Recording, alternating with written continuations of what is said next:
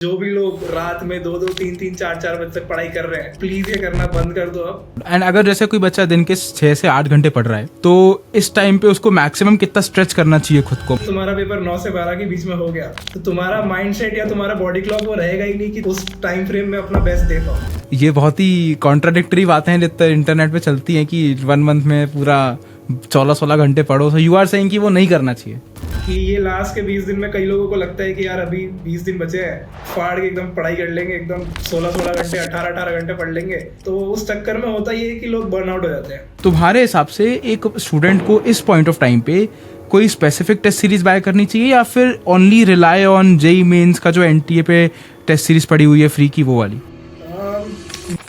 Hello everybody, सो JEE mains अप्रैल attempt में बचे हैं 1 महीना एंड मैंने सोचा कि क्यों ना मैं एक ऐसे स्टूडेंट को लेके आऊँ जिसने तुम्हारी जो लाइफ है वो जी रखी है और बहुत ही अच्छी रैंक हासिल कर रखी है। तो आज अपने साथ हैं स्टूडेंट भावुक प्रसाद।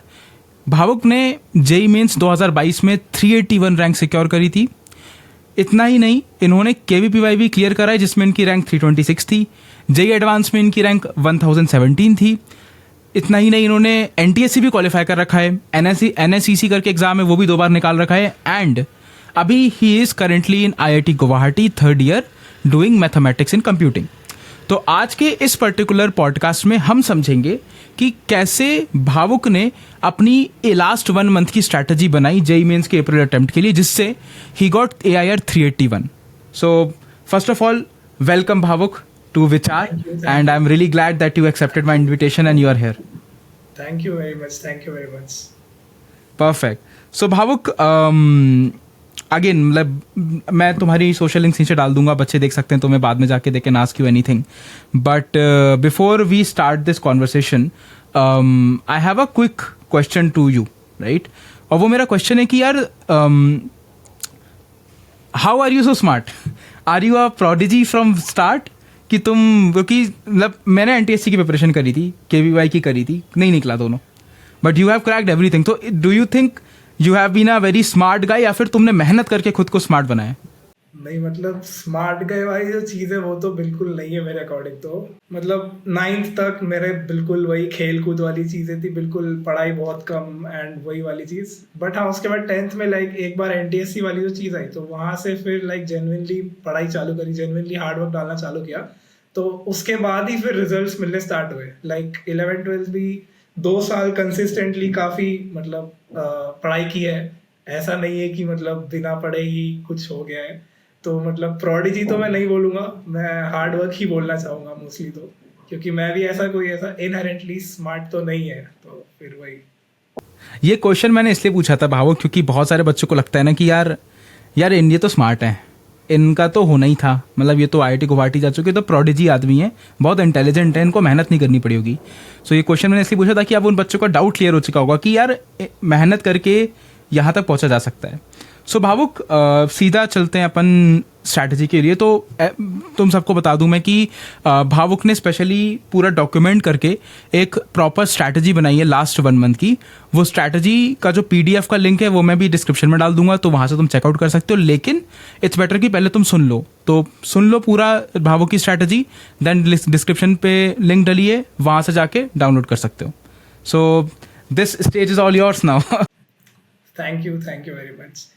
तो यार देखो, मैंने ऐसे स्ट्रैटेजी जो है मैंने 2 पार्ट्स में डिवाइड करी है। तो क्योंकि 2 चीज़ें हैं जिसका अपने को ख्याल रखना भी लास्ट के 1 मंथ में। तो मैं स्टार्ट करता हूँ पहले कुछ नॉन एकेडमिक चीज़ों के जो यूजुअली लोग इग्नोर कर देते हैं, नेगलेक्ट कर देते हैं। तो मतलब सबसे पहले तो मैं यही बोलना चाहूँगा कि जो भी लोग रात में 2-2, 3-3, 4-4 बजे तक पढ़ाई कर रहे हैं वो प्लीज़ ये करना बंद कर दो अब। क्योंकि सीधी सी बात है, आपका पेपर 9 से 12 या 3 से 6 वाले स्लॉट में होगा। तो अगर तुम लोग रात के 3 बजे जग के और फिर सुबह 10, 11, 12 बजे उठ रहे हो, तो जस्ट अज्यूम अगर तुम्हारा पेपर 9 से 12 के बीच में हो गया तो तुम्हारा माइंडसेट या तुम्हारा बॉडी क्लॉक वो रहेगा ही नहीं कि तुम मतलब उस टाइम फ्रेम में अपना बेस्ट दे पाओ।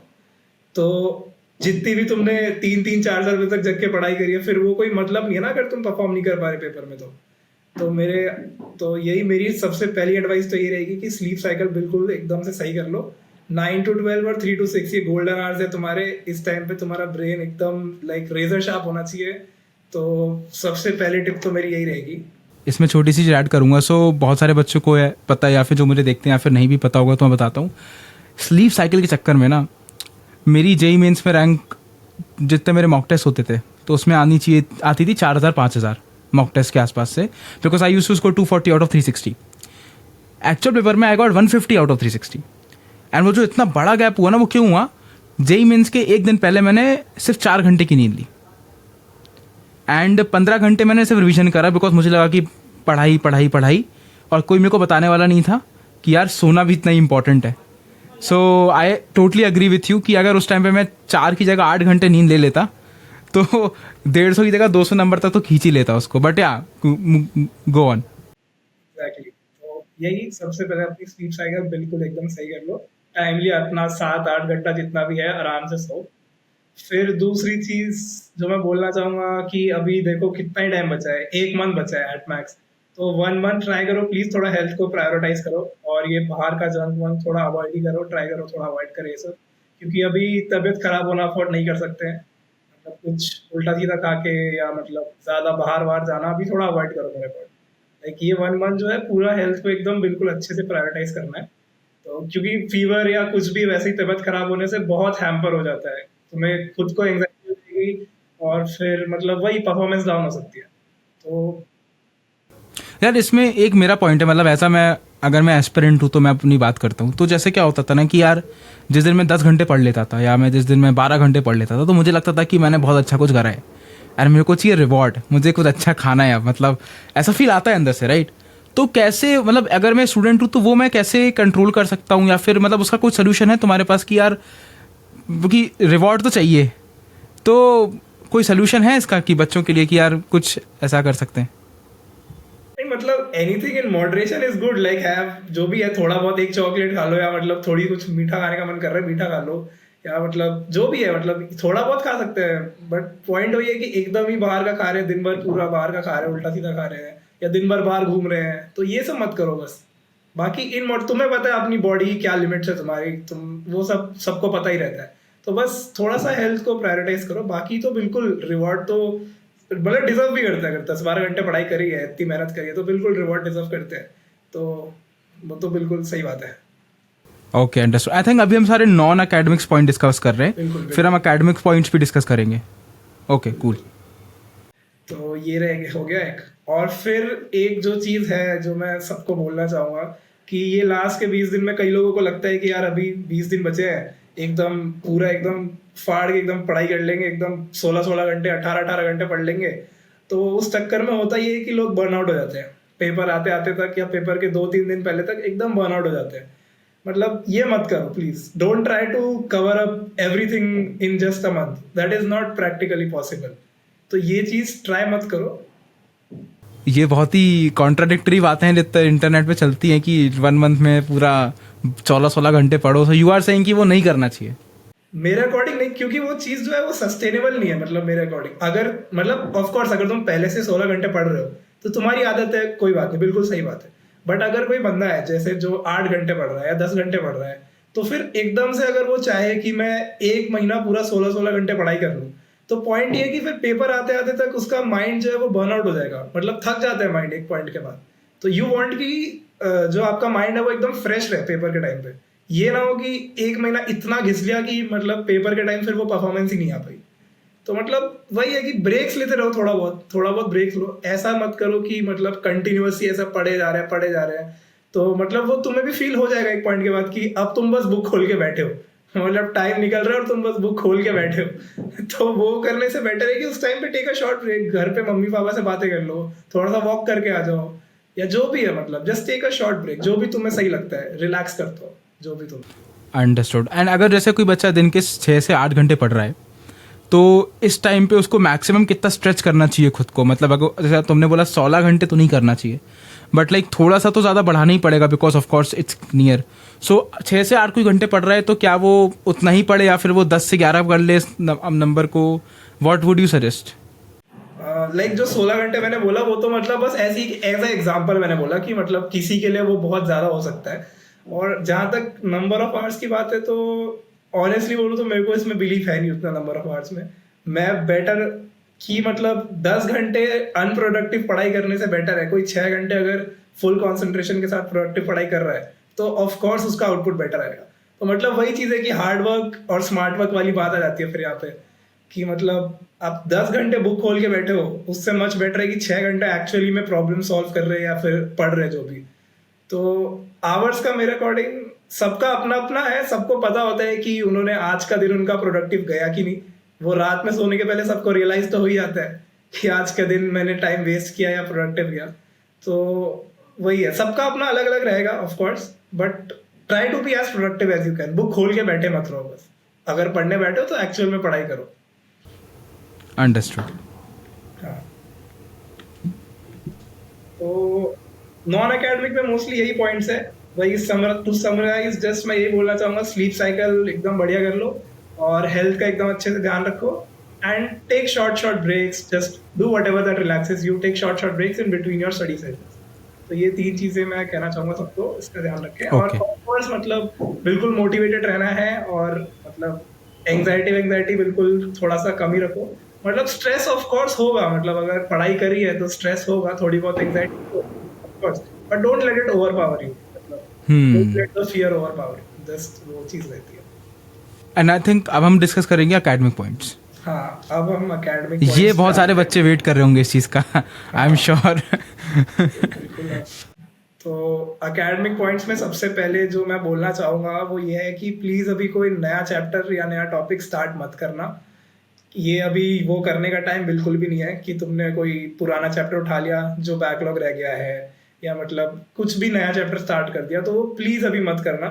उससे कुछ नहीं होगा, बस यही चीज़ होगी कि तुम्हारा जो पुराना पढ़ा हुआ है तुम वो भूलोगे और उसमें जितना परफॉर्मेंस आना था वो नहीं आएगा, और जो नया चैप्टर पढ़ा है उसमें भी परफॉर्मेंस नहीं आएगा।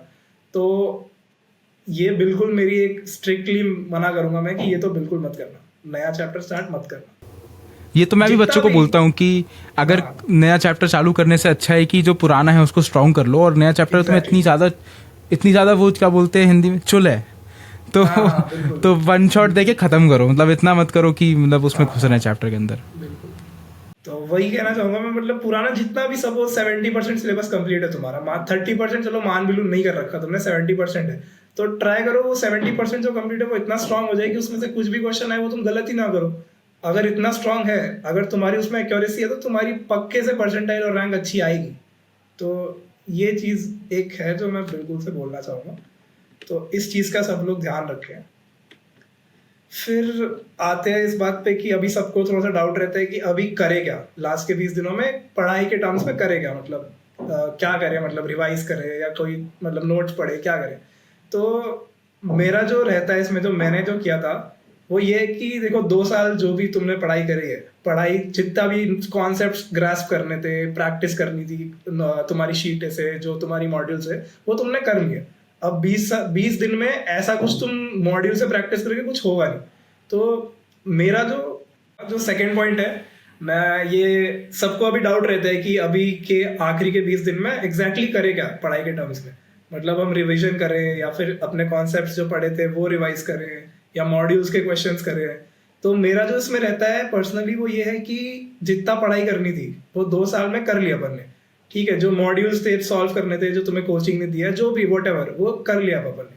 अब ये जो लास्ट के 20 दिन का टाइम है ना, मेरे अकॉर्डिंग इसको यूटिलाइज करना चाहिए अपने को टेस्ट देने में, एक टेस्ट के सेटिंग में आने में, क्योंकि अपने को 20-25 दिन बाद पेपर देने जाना है। तो ऑफ कोर्स तुमने अभी तक कैसे पढ़ाई करी होगी कि एक सब्जेक्ट पढ़ा 3 घंटे, फिर 3 घंटे एक और सब्जेक्ट पढ़ा, फिर 3 घंटे दूसरा सब्जेक्ट पढ़ा। अगर तुम 9 घंटे पढ़ाई कर रहे हो, लेट से तुमने ये किया। तो अभी अपन कैसी आदत में है कि वो जो 3 घंटे हमने पढ़ाई करी है उसमें हम एक ही सब्जेक्ट के क्वेश्चंस कर रहे हैं, ठीक है।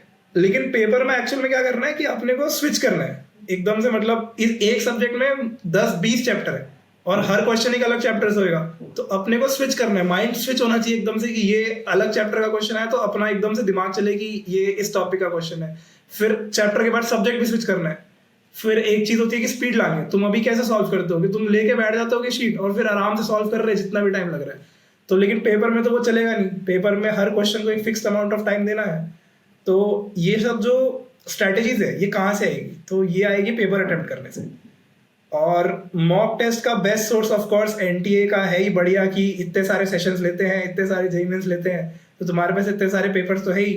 2025 का जो जनवरी अटेम्प्ट के पेपर्स होंगे वो है अपने पास, ठीक है। फिर 2024 के पेपर्स होंगे तुम्हारे पास, तो मेरे हिसाब से तो इतने काफ़ी सफिशिएंट पेपर्स हैं। तो मेरी जो एडवाइस रहेगी कि अभी लास्ट के इन दिनों में एटलीस्ट एक मॉक टेस्ट, 2 दिन में एटलीस्ट एक मॉक टेस्ट दो, और टाइमिंग मॉक टेस्ट की रखो 9 से 12 और 3 से 6। मतलब एक दिन 9 से 12 दे लो, फिर नेक्स्ट जब भी तुम दोगे तो 3 से 6 दे लो। तो मेरा अकॉर्डिंग जो बेस्ट स्ट्रैटेजी है अभी प्रिपरेशन की, वो ये है कि सबसे पहले टेस्ट देना स्टार्ट करो। 3-3 घंटा टेस्ट दो, और 9 to 12 दे रहे हो, सुबह सुबह मस्त ब्रेकफास्ट करके बैठो, एकदम ऐसे सेटिंग में बैठना कि तुम एक्चुअली पेपर देने जा रहे हो। और 3 to 6 वाला टाइम भी इंपॉर्टेंट है, क्योंकि शाम का टाइम होता है, दोपहर का टाइम होता है, सबको नींद आ रही होती है, तो उस टाइम पे भी पेपर देना इंपॉर्टेंट है। तो मैं यही सजेस्ट करूंगा सबको कि अभी पेपर्स अच्छे से बढ़िया से एकदम मॉक टेस्ट दो। और मॉक टेस्ट में क्या देना है, तो जेईई मेंस के प्रीवियस ईयर जो पेपर्स हैं स्टार्टिंग फ्रॉम 2025 जनवरी अटेम्प्ट, ये अपने को करना है मेरे अकॉर्डिंग। इसमें मेरा एक क्वेश्चन है। सो बहुत सारे बच्चे ये भी बोलते हैं कि भैया मतलब जैसे टेस्ट सीरीज़ की बात आती है यहाँ पे, राइट, तो बहुत सारे लोग टेस्ट सीरीज़ देते हैं, बहुत सारी कोचिंग्स टेस्ट सीरीज़ देती हैं, तो बच्चा कंफ्यूज हो जाता है कि यार इनकी टेस्ट सीरीज़ करूँ या कोचिंग की करूँ, या फिर मैं एनटीए की मतलब एक्चुअल पीवाईक्यूज़ करूँ। क्योंकि बच्चा जब एक्चुअल प्रैक्टिस करता है आईआईटी की, तो पीवाईक्यूज़ वो लगाते हुए आ रहा होता है, राइट, थोड़े। तो तुम्हारे हिसाब से एक स्टूडेंट को इस पॉइंट ऑफ टाइम पे कोई स्पेसिफिक टेस्ट सीरीज बाय करनी चाहिए, या फिर only rely on JEE Mains का जो एनटीए पे टेस्ट सीरीज पड़ी हुई है फ्री की, वो वाली? मेरे अकॉर्डिंग अभी किसी कोचिंग की टेस्ट सीरीज मत लो, मैं जितना पर्सनल एक्सपीरियंस से बोल रहा हूँ। क्योंकि मतलब मैं नाम नहीं लेना चाहूँगा कोचिंग्स का, बट हर कोचिंग का अपना अलग रहता है डिफिकल्टी लेवल। किसी कोचिंग की टेस्ट सीरीज बहुत ज़्यादा ही टफ बना देते हैं, किसी की बहुत ज़्यादा आसान बना देते हैं। तो उससे बेटर यही है कि तुम जो एक्चुअल में जो एनडीए पूछ रही है, जो उनका क्वेश्चन बैंक है, उससे जो एक्चुअल में क्वेश्चंस आ रहे हैं उसकी प्रैक्टिस कर लो, वो ज़्यादा बेटर है। और जिन्होंने भी पीवाईक्यूज करे होंगे मोस्ट प्रोबेबली 2025 के तो नहीं करे होंगे, क्योंकि जो बुक्स होती है पीवाईक्यू वाली एटलीस्ट 2025 के तो नहीं होंगे। तो कम से कम जनवरी अटेम्प्ट वाले पेपर्स तो दे लो, तुम्हें उससे अंदर से ये भी कॉन्फिडेंस आएगा ना कि मतलब ये एक्चुअल में क्वेश्चंस आए हैं, मैं एक्चुअल में इस पेपर में कैसा परफॉर्म कर रहा हूँ जो एक्चुअल में पूछा जा रहा है। तो मेरे अकॉर्डिंग तो जेईई मेंस की करनी चाहिए, नहीं तो बहुत भसड़ मची हुई है, ऐसे पूरे बहुत सारे टेस्ट सीरीज है, तो वो तो मेरे अकॉर्डिंग फिर कंफ्यूज ही हो जाओगे। तो मैं तो कहूँगा जेईई मेंस की। नाम तो मैं भी नहीं लूंगा, एक एलन करके कोचिंग है यार मैंने उसका टेस्ट सीरीज लिया था, बहुत टफ था। मतलब क्रेडिट्स दे रहा हूँ उनको, मैं कॉम्प्लीमेंट ही दे रहा हूँ, लेकिन बहुत टफ था भाई उनका, मेरे को तो बहुत टफ लगा उनका जेन्युइनली तो अब take it at your own risk everybody, but हाँ प्लीज गो ऑन। सो भाई जेईई मेंस के पेपर्स करो, तो ये मेरी एडवाइस रहेगी कि करना क्या इन दिनों में। अच्छा, फिर ये तो चलो 3 घंटे का हो तुम्हारा कि तुमने एक पेपर दे दिया, अब उसके बाद क्या करना है? तो पेपर दे के छोड़ नहीं देना कि मतलब पेपर दे दिया कुछ भी। अब क्या करना है, तुम्हें पेपर दिया तुमने, ठीक है, ब्रेक ले लो अपना आराम से 15-20 मिनट, आधा घंटा जो भी है। उसके बाद पेपर खोलो और एनालाइज करो कि तुमने गलतियां किधर करी है, ठीक है। हर सब्जेक्ट वाइज एनालिसिस करो कि तुमने गलतियां किधर करी है। ज्यादा टाइम मत लगाना, क्विक एनालिसिस करना है बस कि तुम्हें, क्योंकि गलतियां देखो 3 टाइप की हो सकती है। एक तो हो सकता है कि तुमने वो चैप्टर ही ना पढ़ रखा हो, तो वो तो अभी छोड़ दो क्योंकि उसका भी कुछ नहीं कर सकते, तो उसको भी साइड में रखते हैं। फिर जो बची हुई 2 टाइप की गलतियां हैं, एक हो सकता है कि तुम्हें कॉन्सेप्ट आता था पर तुमने कोई सिली मिस्टेक कर दी, लेट्स से तुमने स्क्वायर रूट गलत निकाला या कैलकुलेशन एरर कर दी, कुछ भी करी, तो एक हो सकती है। फिर दूसरा हो सकता है कि लेट्स सपोज तुमने गलत कॉन्सेप्ट लगा दिया, गलत फॉर्मूला लगा दिया, या तुम्हें पता था कि ये ऐसे करना है बट तुमने थोड़ा सा गलत कर दिया वो, तो मतलब तुम्हें कॉन्सेप्ट आता था बट तुमने थोड़ी सी कॉन्सेप्चुअल एरर कर दिया उसमें। तो ये 2 टाइप की जो गलतियां ना, इनको अभी रेक्टिफाई कर सकते हैं अपन इन 20 दिनों में। तो अब जो तुम्हें जो रिवीजन करना है, मतलब अभी ऑफ कोर्स ये पेपर दे दिया, अब तुम्हारे पास नोट्स होंगे तुम्हारे, या मॉड्यूल्स का जो भी शॉर्ट नोट्स टाइप जो भी तुम्हारा मटेरियल, रीडिंग मटेरियल है, तो अब तुम्हें उससे रिवाइज करना है। तो अब रिवाइज कैसे करना है कि देखो तुमने मिस्टेक्स कहाँ करी। तो लेट्स से फिजिक्स में कोई रोटेशन का क्वेश्चन आ गया था और तुमने उसमें थोड़ी सी कॉन्सेप्चुअल एरर कर दिया, तो फटाफट से क्या करो, फिजिक्स का खोलो, तुमने नोट्स बना रखे हैं, मॉड्यूल बना रखे, जो भी उस कॉन्सेप्ट या उस टॉपिक के आसपास का एक बार फटाफट से कॉन्सेप्ट देखो।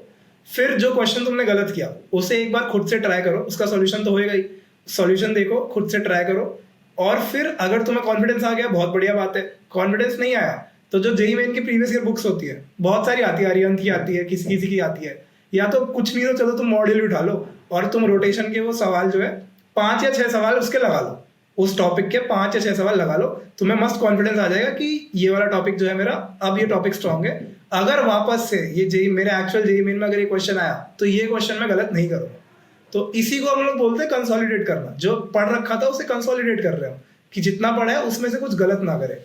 तो this is how you have to make your own revision strategy. तो ये हर सब्जेक्ट के लिए करना है, ऑफ कोर्स फिजिक्स के लिए, मैथ्स के लिए, फिजिक्स और मैथ्स में भी मैं यही बोलूंगा कि कुछ क्वेश्चन आया, तुमने कुछ कॉम्प्लेक्स नंबर, कोनिक सेक्शन कुछ भी है, तुमने कुछ गलत किया तो फटाफट से खोलो, ठीक है, देख लो फॉर्मूला क्या था, उसे अप्लाई कैसे करना था, और उसके आजू बाजू के 4-5 क्वेश्चन कर लो मॉड्यूल से, चाहे JEE main previous year book से, जो भी है तुम्हारे पास, जो भी रिसोर्स है उससे 4-5 क्वेश्चन कर लो। तो ये बढ़िया तुम्हारा कॉन्सेप्ट रिवाइज हो जाएगा, ठीक है, और ये कंसोलिडेशन वाला पार्ट भी हो जाएगा। और जो मैं एक चीज बोलना चाहूंगा कि जो सिली मिस्टेक वाला पॉइंट है, तो सिली मिस्टेक देखो होती है, क्योंकि 100% तो ऐसा कभी नहीं होता, मेरी भी सिली मिस्टेक्स होती थी बहुत सारी, तो बट उसका एक ही है कि तुम सेम सिली मिस्टेक बार बार रिपीट ना करो। उसके लिए जो सिली मिस्टेक तुमने करी 2-4 मिनट उस पर सोच लो थोड़ा कि मैंने ये क्या किया, ये क्यों किया मैंने, ठीक है, और उस क्वेश्चन को फटाफट से एक बार खुद से सॉल्व कर लो, और जस्ट मतलब एक बार दिमाग में बैठा लो कि मैंने ये एरर यहाँ पे किया है, क्योंकि कुछ काफी कॉमन एरर होते हैं, तो वो तुम्हारे, अगर वो पैटर्न तुम्हारे दिमाग में बैठ जाएगा ना, तो जब तुम नेक्स्ट टाइम अगर पेपर में वही सेम गलती कर रहे होगे तो तुम्हें फटाफट से हिट हो जाएगा कि ये मैंने यार गलती करी थी और ये मेरे को हिट हो गया, अब मैं गलती नहीं करूँगा। तो इससे अपन जो है वो सिली मिस्टेक्स वाली प्रॉब्लम भी है वो काफी हद तक सॉल्व हो सकती है। तो ये रहेगा मेरा एक टिप सबको कि रिविजन इस तरह से करना है। सिली मिस्टेक का मैं एक थोड़ा सा इंटरेस्टिंग चीज़ बताता हूँ जो मैं करा करता था। I wouldn't recommend this to any one of you, लेकिन मैं ये करता था कि मुझे पता था कि सिली मिस्टेक कर दी मैंने, ठीक है, और ये मैंने पैटर्न देख लिया कि 2 बार हो गई है, 2 या 3 बार मैं देखता था, 3 बार कोई सेम चीज़ हो जाती थी। तो जैसे तुमने बोला, मैं 1 मिनट बैठता था, ठीक है, और मैं खुद को फिजिकल पेन देता था।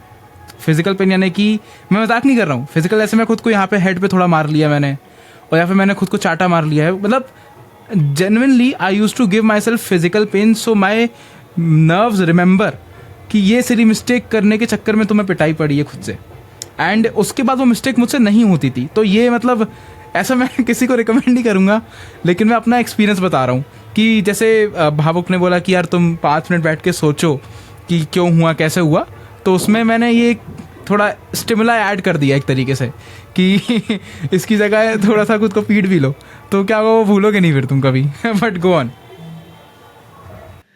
तो यही है, ठीक है। तो ये अपना जो रिवीजन इस तरह से करना है अपने को, ठीक है, हर सब्जेक्ट के लिए कर लो ये, तो फिर तुम्हारे काफी, मतलब देखो तुम कितने पेपर दे दोगे, अभी 25-30 दिन है, ठीक है, 25 दिन है, तो at least 10 mock test 12 mock test तो दे ही दोगे, 10-12 जो भी है, ठीक है। तो तुम जस्ट इमेजिन 12 मॉक टेस्ट, तो कितने सारे क्वेश्चन आ गए तुम्हारे पास, उसमें तुमने कुछ मिस्टेक्स करी, वो सारे कॉन्सेप्ट तुमने रिवाइज करे, तो और क्योंकि ये एक रैंडमाइज क्वेश्चन सेट होता है, मतलब उनका पेपर, तो तुम्हें हर जगह से, हर टॉपिक से ऑलमोस्ट तुम्हारा सब कुछ कवर हो जाएगा।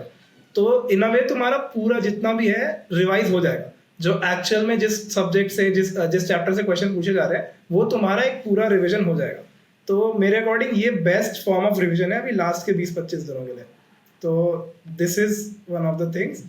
तो फिर मैं मतलब थोड़ा सा एक बता देता हूँ कि सब्जेक्ट वाइज क्या करना है। मतलब जैसे तुमने आइडेंटिफाई कर लिया कि तुम्हें ये वीक टॉपिक है तुम्हारा और थोड़ा सा इसमें प्रैक्टिस चाहिए, तो देखो मैथ्स और फिजिक्स के लिए तो मैं यही रिकमेंड करूँगा कि कॉन्सेप्ट्स तो तुम्हें आते होंगे मोस्ट प्रोबेबली, ज़्यादा से ज़्यादा फॉर्मूला भूला होगा तुमने, तो फॉर्मूला रिवाइज करो, उस पर ज़्यादा टाइम मत दो और क्वेश्चंस कर लो। मतलब जो भी तुम्हारे पास मॉड्यूल था, मतलब पूरी लेके मत बैठ जाना, थोड़ा सा मतलब एटलीस्ट 5-10 रैंडम क्वेश्चंस पिक करके 5-10 क्वेश्चंस कर लिए, या कोई जेईई मेंस की प्रीवियस ईयर बुक उठा ली, उसमें चैप्टर वाइज होते सारे, उसका उठाया और उसके 10-15 क्वेश्चन अपन ने लगा लिए फटाफट से। और ये जो तुम जो भी लगाओगे, लाइक तुम मान लो तुमने टेस्ट दे लिया, अब तुम बैठे हो क्वेश्चन करने फिजिक्स के, तो प्लीज मेक श्योर कि तुम टाइम बाउंड तरीके से कर लो। मतलब ऐसे नहीं कि 2 घंटा बैठ गए और 2 घंटे में 10 क्वेश्चन कर रहे हैं, एक क्वेश्चन पे आधा घंटा लगा रहे हैं। तो मेंस में ऐसे लेवल के क्वेश्चन आते नहीं है जिसमें आधा घंटा लगाना हो तुम्हें, पहली बात तो ये, और दूसरी बात तुम पेपर में आधा घंटा तो लगाओगे नहीं एक क्वेश्चन पे। तो प्लीज टाइम बाउंड तरीके से करना, अपने हिसाब से टाइमर सेट कर लो। फॉर एग्जाम्पल 10 क्वेश्चन के लिए आधा घंटा या 15 क्वेश्चन के लिए 45 मिनट, जो भी, इस तरह से अपना सेट कर लो और उस टाइम फ्रेम में जितने क्वेश्चन अटेम्प्ट कर पाते हो कर लो, बाकियों के सॉल्यूशंस देख लो, तो तुम्हारा काफ़ी हद तक मैथ्स और फिजिक्स में इससे रिवीजन हो जाएगा। और फिर मैं केमिस्ट्री का बोलूँ तो केमिस्ट्री में फिजिकल केमिस्ट्री का अगेन प्रैक्टिस बोलूँगा मैं। कॉन्सेप्ट तुम्हें आता होगा मोस्ट प्रोबेबली, फॉर्मूला का अगर है तो एक बार नोट्स से देख लो, but again physical chemistry is again all about कि तुम कितना फास्ट कैलकुलेशन कर रहे हो, इक्वेशंस कैसे लिख रहे हो। तो उसके लिए अगेन मैं यही बोलूँगा कि अपना फटाफट से 10-10-15 क्वेश्चन उस टॉपिक या उस चैप्टर के फटाफट से अटेम्प्ट कर लो, तो तुम्हारा एक सही से रिविजन हो जाएगा। और फिर अपन आते हैं इनऑर्गेनिक और ऑर्गेनिक केमिस्ट्री पे। तो इनऑर्गेनिक और organic chemistry is more like थोड़ा सा मेमोराइजेशन वाली चीज है, मतलब अपन कितना भी थोड़ा बोल सा दें कि रटना नहीं है मतलब हाँ मैं तो पूरा ही बोल रहा हूँ मैं तो कि मेमोराइजेशन है उसमें, ठीक है। बाकी कोई कितना ही बोल ले कि ये समझना है वो है ये है, but at the end of the day memorise तो करने पड़ती है चीजें। तो जेई मेन का यूजुअल सा पैटर्न रहता है कि एनसीईआरटी से काफी कुछ पूछते हैं वो लोग, तो NCERT is like very important for that. तो इनऑर्गेनिक में तुम मान लो कोई चीज भूल गए, जैसे मतलब सॉल्ट एनालिसिस का कोई क्वेश्चन आ गया, अब तुम भूल गए हो पूरी रिएक्शन चेन कैसे काम करती थी, तो एक बार खोल लो एनसीईआरटी या तुम्हारे जो भी नोट्स हैं वो रिएक्शन जो भी थी एक बार रिवाइज कर लो। अगर तुम एक विजुअल इंसान हो तो तुम्हें देख के समझ आ जाएगा, नहीं तो अगर तुम मेरे जैसे हो तो तुम लिख लोगे उसको एक बार। जैसे मेरा तो यही रहता था, मेरे को कोई चीज नहीं समझ आती रही थी या नहीं याद हो रही होती थी तो मैं एक बार खुद से लिख लिया करता था अपने कॉपी पेन पे, बिना देखे एक बार लिख लिया तो वो दिमाग में बैठ जाता है। तो ये कर सकते हो। और वही मतलब उसके आजू बाजू की थोड़ी सी एनसीईआरटी पढ़ लेना तो तुम्हारा वो जो चीज़ है वो तुम्हारे दिमाग में बैठ जाएगी। तो ये चीज़ रहेगी मेरी केमिस्ट्री में, फिजिकल ये इनऑर्गेनिक और ऑर्गेनिक के लिए एनसीईआरटी थोड़ा सा देख लिया। हाँ मैं एक चीज़ मैं पूछूंगा, जैसे कि इनऑर्गेनिक केमिस्ट्री में तो I think you would also agree कि एनसीईआरटी और तुम वी के जायसवाल भी आती थी, बालाजी पब्लिकेशन की एक बुक थी, तो वो दोनों कर लो तो इनफ हो जाएगा। ऑर्गेनिक केमिस्ट्री समथिंग जिसमें मेरे को तो ऐसा लगता था कि इनऑर्गेनिक से ज़्यादा एक्सेप्शन ऑर्गेनिक में भरे पड़े, और कभी और सबसे बड़ी प्रॉब्लम होती है कि वहाँ पे नंबर ऑफ रिएक्शंस को याद रखना, राइट। तो मतलब उसके लिए would you recommend something, is there any book जैसे बच्चे रिकमेंड, मतलब ऐसी कोई बुक है जिसमें सारी एक रिएक्शंस रिएजेंट्स एक साथ मिल जाए बच्चों को, कुछ जो बच्चा प्रेफर कर सकता है, या फिर मतलब what you used to do ताकि तुम्हें सारी रिएक्शंस ढंग से याद रहें? लाइक इनऑर्गेनिक का तो बिल्कुल सही बोला, एनसीईआरटी वाली चीज जो है। ऑर्गेनिक में जितना मुझे लगता था लाइक एक्सेप्शंस वाली चीज तो ट्रू है, वो तो रहती है। ऑर्गेनिक जो है वो कॉन्सेप्चुअल तो है थोड़ी बहुत यहाँ पे, तो मतलब बेसिक तो वो जो कॉन्सेप्ट है उसको फॉलो करो हर रिएक्शन में, एक तो ये बोलूंगा मैं। और कोई बुक यार अभी फिर वही है कि लास्ट के 20-25 डेज है, अभी तुम कोई नई बुक स्टार्ट करोगे तो कितनी ही कर लेंगे, मतलब कोई नई बुक स्टार्ट करके। और मैंने पर्सनली तो नहीं फॉलो करी थी कोई नई बुक। मेरा जो सजेशन रहेगा वो यही है कि तुमने जिस भी कोचिंग में पढ़ाई करी है या तुमने जहाँ से भी पढ़ाई करी है, तो एक ये चीज तो ट्रू है कि हर कोचिंग का मटेरियल ऑलमोस्ट सेम ही होता है। सब हर कोचिंग का मटेरियल एम्पल है, सफिशिएंट है, ये फालतू की लड़ाई होती रहती है कि इसका ये इसका वो, सबका सफिशिएंट है। तो उसमें से ही रिवाइज कर लो, जो तुम्हें जिधर भी प्रॉब्लम आ रही है उसमें से रिवाइज कर लो, वो मोर देन इनफ रहता है। एक बार एनसीईआरटी देख लो, जैसे कुछ टॉपिक्स हो गए जैसे बायोमोलिक्यूल्स एंड पॉलीमर्स हो गया, तुम्हारा केमिस्ट्री इन एवरीडे लाइफ हो गया, फिर जो बहुत सारे अमीनो एसिड्स के वो स्ट्रक्चर्स वगैरह होते हैं, तो ये सब आप एनसीईआरटी से देख सकते हो। और बाकी बुक का तो मैं अभी मना ही करूँगा, मतलब बुक तो अलग से कोई करने की जरूरत नहीं है। तो प्रैक्टिस वही जो जेईई मेंस के क्वेश्चन है उससे ही करना मैं सजेस्ट करूँगा अभी। तो ये हो गया हमारा सारा सब्जेक्ट वाइज स्ट्रैटेजीज हो गई। तो फिर से मतलब इसके एंड में वही एक चीज पे मैं फिर से बोलूंगा कि प्लीज कोई नया टॉपिक या चैप्टर स्टार्ट मत करना, जितना तुमने पढ़ा है उसे कंसोलिडेट करो, बहुत अच्छे मार्क्स आ जाते हैं उतने से ही। एक्यूरेसी बहुत ज्यादा मैटर करती है, ये मैटर नहीं करता कि किसने कितना सारा सिलेबस पढ़ रखा है, अगर वो एक्यूरेट नहीं है तो तुमने जितना पढ़ा है उस पर एकदम एक्यूरेटली आंसर करो तो बहुत अच्छे मार्क्स आ जाते हैं यूजुअली। तो just let me summarise the revision strategy for all of you. तो अभी लास्ट के दिनों में क्या करना है, अपने को मॉक टेस्ट देने हैं जेई मेंस के, जितने भी प्रीवियस ईयर पेपर्स है, जितना भी तुम कर पाते हो। 25 डेज है, अप्रोक्सीमेटली 10 to 12 मॉक टेस्ट आराम से दे सकते हो। तो मॉक टेस्ट दो, ठीक है, एकदम सीरियसली देना है as if you are actually attempting the paper. Give mock test alternately one time in 9 to 12 slot, one time in 3 to 6 slot. और फिर उसके बाद हर मॉक टेस्ट के बाद अपना एनालिसिस करना है कि क्या वीकनेसेस रही मेरी, किधर मेरे लाइक नंबर कट रहे हैं, क्या मेरी सिली मिस्टेक्स हैं। उसके अकॉर्डिंग सब लोग अपनी अपनी पर्सनलाइज रिवीजन करेंगे सब लोग। रिवीजन करने का मैंने सबको सब्जेक्ट वाइज बता दिया है। मैथमेटिक्स एंड फिजिक्स में focus more on practising questions, physical chemistry में focus more on practising questions, और इनऑर्गेनिक एंड ऑर्गेनिक केमिस्ट्री में जो भी तुम्हारी एनसीईआरटी है या जो भी तुम्हारा मॉड्यूल के शॉर्ट नोट्स हैं, वट एवर दैट इज, तुम उसको एक बार फटाफट से रिवाइज कर सकते हो। तो इस तरह से तुम्हारी एक कंसोलिडेट हो जाएगा तुमने जितना भी पढ़ा है, और तुम्हारा जो भी सिलेबस है वो अच्छे से रिवाइज हो जाएगा। अंडरस्टूड। अच्छा, तो भावुक, अभी तक तो हमने डिस्कस कर लिया कि स्ट्रैटेजी कैसी होनी चाहिए पेपर के पहले की, ठीक है। लेकिन would you like to help students की यार पेपर देते वक्त क्या स्ट्रैटेजी का इस्तेमाल करना चाहिए बच्चों को, जिससे उनका पेपर में टेम्परामेंट सही रहे या फिर नंबर स्कोर करने की प्रोबेबिलिटी बढ़ जाए? बिल्कुल। तो इसमें जो चीज मैं सबको सजेस्ट करूंगा, सबसे पहली चीज तो है कि एंजाइटी नॉर्मल है, स्ट्रेस नॉर्मल है, होता है, मेरे को भी हुआ था बहुत ज्यादा, वो रहता है, हार्ट बीट बढ़ जाती है, तुम्हारे हाथ थोड़े बहुत कांपने लगते हैं, तो ये सारी चीजें नॉर्मल है, किसी के साथ हो रही है तो प्लीज टेंशन मत लो। नॉर्मल चीज है, मेरे साथ भी हुई थी, सबके साथ होती है। रीजन भी इसका यही है कि तुमने प्रेपरेशन करी है, इसलिए तुम्हें थोड़ा सा लगता है कि यार पेपर तो अच्छा जाना चाहिए या वट एवर दैट। तो इस पे टेंशन मत लो, ठीक है। ये एक चीज हो गई। फिर अब पेपर अटेम्प्ट कैसे करना है, तो देखो, इसलिए मैं फिर से बोलूंगा, इसलिए मैंने मॉक टेस्ट देने के लिए बोला है सबको, क्योंकि इससे अब क्या होगा कि तुम 12-15 पेपर दे लोगे, तो तुम्हें एक आइडिया लग जाएगा कि यार मेरे को केमिस्ट्री में कितना टाइम लग रहा है ऑन एवरेज। मतलब सबका ये अपना अपना अलग हो सकता है, किसी को मान लो केमिस्ट्री से स्टार्ट करना अच्छा लगता है, किसी को फिजिक्स से स्टार्ट करना अच्छा लगता है, किसी को मैथ से स्टार्ट करना अच्छा लगता है। ये सबका पर्सनलाइज होता है, इसमें मैं कुछ ये नहीं बोल सकता कि तुम इससे ही स्टार्ट करो।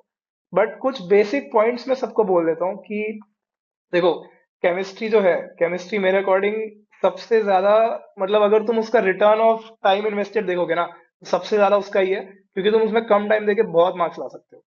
तो ये एक चीज सब लोग दिमाग में रखना कि केमिस्ट्री का जो पेपर है एटलीस्ट वो पूरा अटेम्प्ट करे। अटेम्प्ट एज इन मतलब सारे क्वेश्चंस देख ले, एक बार थोड़ा सा दिमाग लगा ले हर क्वेश्चन पे, क्योंकि टाइम नहीं लगता तुम्हें, अगर कॉन्सेप्ट पता है मुश्किल से 30 सेकंड लगेंगे तुम्हें एक ऑर्गेनिक या इनऑर्गेनिक का सवाल करने में, और फिजिकल में मान लो 1.5 मिनट या 2 मिनट लगेंगे एट मैक्स। तो एकदम यूजुअली क्या होता है, केमिस्ट्री 40 मिनट्स में तुम्हें बहुत नंबर दे देती है, ठीक है।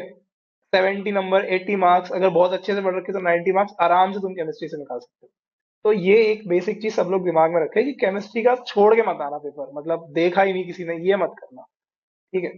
और फिर फिजिक्स में तो ठीक है, फिजिक्स का भी मॉडरेट लेवल होता है, ऐसा कुछ बहुत ज्यादा टफ तो यूजुअली नहीं पूछते चाहिए में। तो अगेन उसके लिए भी यही चीज है।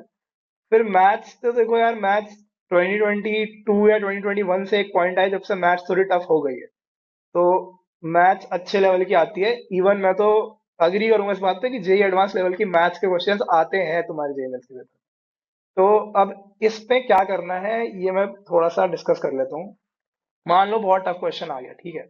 अब एक सीन हो सकता है कि तुम्हें आइडिया तो लग गया कि ये क्वेश्चन करना कैसे, अप्रोच आ गई है तुम्हारे पास।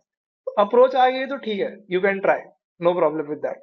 बट अब मान लो तुम क्वेश्चन देख रहे हो, तुमने 20 सेकंड लगाए, 25 सेकंड लगाए, क्वेश्चन पढ़ा तुमने 25 सेकंड तक, तुम कुछ लिख ही नहीं पाए अपने रफ शीट पे, तुम्हें कुछ स्ट्राइक ही नहीं हो रहा कि ये एक्चुअल में करना क्या है, अप्रोच क्या है।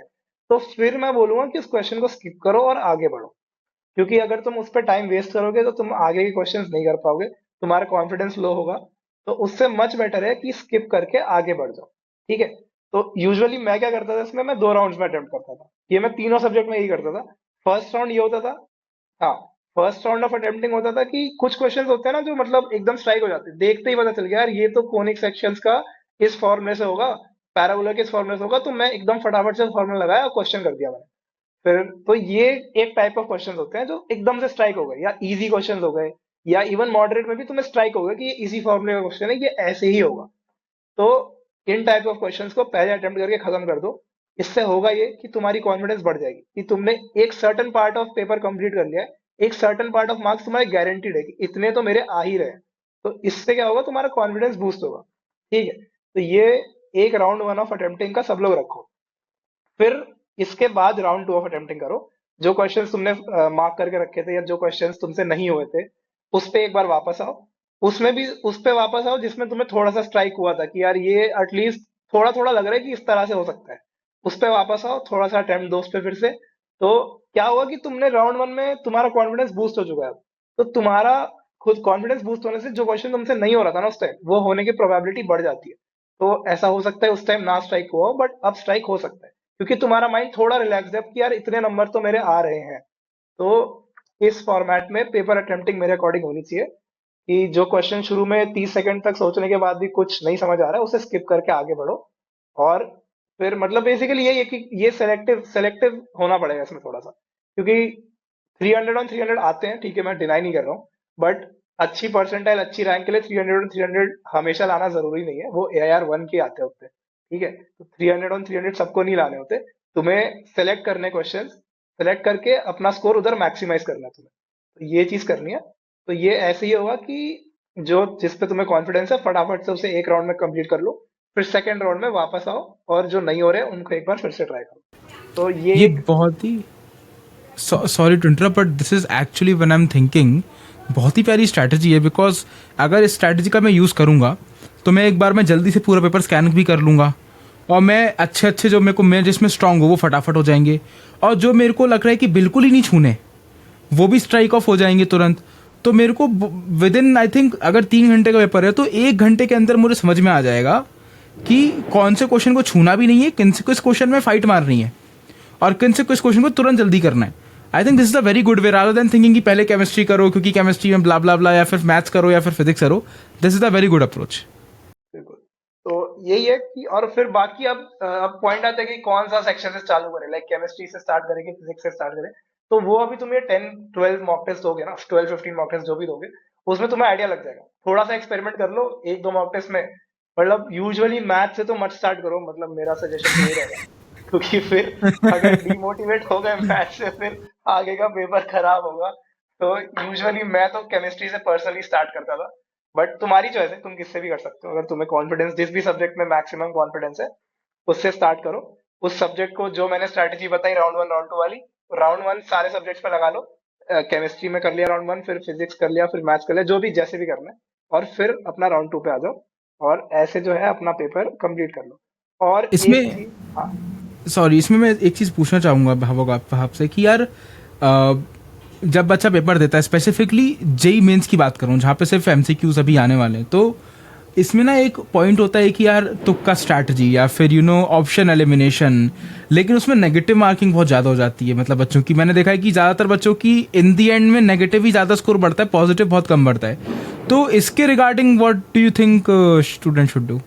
देखो यार, मतलब जो तुमने इतनी मेहनत करके पॉजिटिव मार्क्स लाए हैं उसे क्यों हटाना चाहते हो तुम तुक्के लगा के? तो मतलब मैं तो यही बोलूंगा, बिल्कुल स्ट्रिक्टली अगेंस्ट हूँ मैं इसके। मतलब हाँ, एजुकेटेड गेसेस आर फाइन, मतलब ये रहता है ना कि 4 ऑप्शन है, उसमें से दो तो पक्का ही नहीं होंगे, और फिर दो में से भी एक का ऐसा 80-20 लग रहा है कि 85-15 या 80-20 लग रहा है, तो उस केस में you can go for it. मतलब अगर तुम्हें अंदर से बहुत ज्यादा गट फीलिंग आ रही है कि यार ये है, तो मतलब कर सकते हो, थोड़ा बहुत कर सकते हो। बट अब ये मत करना कि ऐसे वो जय माता दी कर दिया, चार ऑप्शन है कि सारे क्वेश्चन करके आऊंगा मैं तो, और फिर तुक्के लगा दिए, तो वो बिल्कुल मत करना। तो इवन व्हेन यू, अगर मान लो कि मेरे पास एक क्वेश्चन आया, मुझे हाँ, पता है इन दो में से ही कोई एक है आंसर, लेकिन चांसेस है 50-50, फिर भी I should not take a chance तुम्हारे हिसाब से? मेरे एट्टी हिसाब से तो मत। ट्वेंटी या 70-30 तक ही बाजी हाँ लेनी है अपने हाँ, साथ? क्योंकि ओके अगर ओके, अपने दिस को इज अ वेरी पता गुड ही नहीं मेट्रिक। है, या क्योंकि पता ही नहीं है अगर कि वो दो में से कौन सा सही है, तो that is as good as not knowing the answer to the question, क्योंकि फिर पॉइंट वही है, तुम्हें नेगेटिव मिल जाएगा। तो मतलब वो मत करो प्लीज, ये ये है। बहुत ही अच्छी स्ट्रैटेजी एक्चुअली कि तुम 80-20 श्योर हो तो ही तुक्का स्ट्रैटेजी पे काम करो। 50-50 पे तो छोड़ ही दो। मतलब बच्चे क्या करते हैं, दो सिलेक्ट करे, दो में से कोई एक होगा, 50-50 में कर लिया कुछ, फिर अपने दिमाग से कुछ कर दिया। वेरी गुड इतना स्ट्रैटेजी, भरोसा या मत प्लीज करो गो अपनी ऑन। किस्मत पे, इसलिए ये मत करो प्लीज। हाँ। ओके तो ओके। फिर यही यही मैं भी यही बोलने वाला था भी कि ये बहुत ही इंपॉर्टेंट है नेगेटिव मार्किंग वाली चीज, तो इससे प्लीज अपनी परसेंटाइल अफेक्ट मत करो। जितना भी नेगेटिव मार्किंग होता है, कितना -1 होता है, गैस -1 होता है ना, प्लस प्लस वो और माइनस। -1, हाँ हाँ, हाँ। तो वो -1 से तुम्हारी परसेंटाइल या तुम्हारी रैंक बहुत बहुत अफेक्ट हो सकती है, एक मार्क से बहुत रैंक अफेक्ट होती है। तो वो प्लीज मत करो। और फिर एक चीज लास्ट में वही बोलना चाहूंगा कि तुम कुछ मॉक टेस्ट दोगे भी, जैसे 10-15 मॉक टेस्ट, तुम्हें रियलाइज हो जाएगा कि अगर तुम रिजिड रहोगे ना कि मुझे तो केमिस्ट्री से ही स्टार्ट करना है, या मुझे केमिस्ट्री कंप्लीट करके ही फिजिक्स पे जाना है, ऐसी इस मेंटालिटी से पेपर मत देना, क्योंकि हर हर शिफ्ट हर सेशन का पेपर का डिफिकल्टी लेवल अलग होता है।